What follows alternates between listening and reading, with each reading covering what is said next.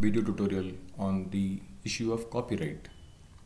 When we hear the word copyright, we might think it's the right to copy. Unfortunately, it's not. Copyright exactly means the opposite. It means nobody can make a copy of this resource. Only the author or the creator has the right to use the resource and control the use of the resource. So, the traditional copyright clause, which we see in the books that we may buy, has the C within a circle, as you can see on the slide in front of you. The slide shows a C with a circle around it in blue color. You will be seeing this copyright clause in the books in the inside cover along with the phrase, all rights reserved. What it means is all the rights vest with the author, which is the right to make copies, right to modify, and right to share it with others.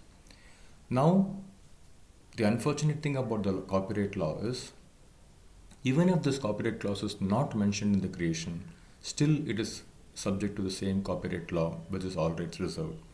We may go to a website and find some interesting resource, and we may not find any copyright clause, and we may therefore think we can freely download and use it. No, you would be breaking the copyright law, because the default copyright law is that it's all rights reserved. Now, as teachers, we may want to share our materials that we create with others. In such a case, we need to explicitly use copyright law or copyright clauses that give rights to others to make copies and to modify. Thankfully, the Open Education Resources (OER) movement has created several copyright clause options for us which we can use. So, the copyright that allows others to make copies of is called the Creative Commons licensing. So, traditional copyright has single C, and the Creative Commons licensing intentionally uses double C. So, if you just use the copyright clause double C or CC in your resource that you have created, it means other people can freely reuse it, they can make copies of it, and they can modify it as well. Now, if you want other people to give credit to you if you have authored a creation, you need to use a CC BY clause.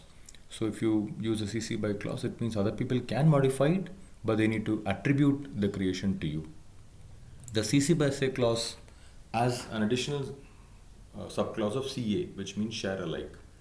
Now, if somebody else takes the resource you have created, which you have licensed under CC BY SA, it means they can modify it, they can make copies of it. But if they modified it, the modified version should also have the license CC BY SA.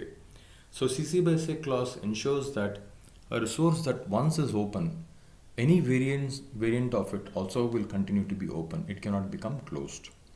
The CC BY SA clause is also used by Wikipedia, and it's one of the popular Creative Commons licenses. So very simply, whenever you create a resource, which may be a video film, it may be an audio podcast, it may be a web page, it may be a text document, it may be an animation, or it may be a GeoGebra file, you need to mention in the file the author name, which is you. So say author and then put your name, and alongside or below mention copyright -CC BY SA. You can see the last line on the slide. So you have to say author, put your name, comma, copyright -CC BY SA.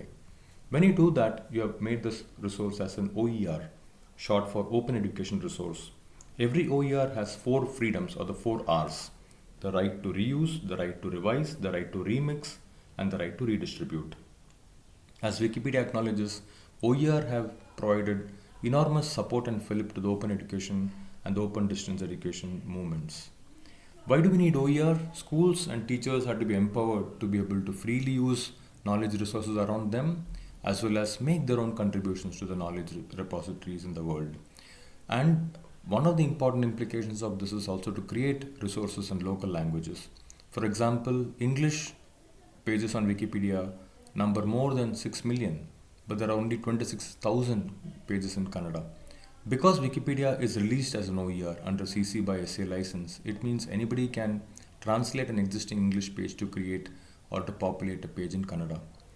So the spirit of CC BY SA, or the spirit of OER, acknowledges that knowledge builds on existing knowledge. So it's best that knowledge is available for free sharing, free adopting, adapting, and sharing. It's a virtuous cycle which will enable the knowledge of the world to keep increasing.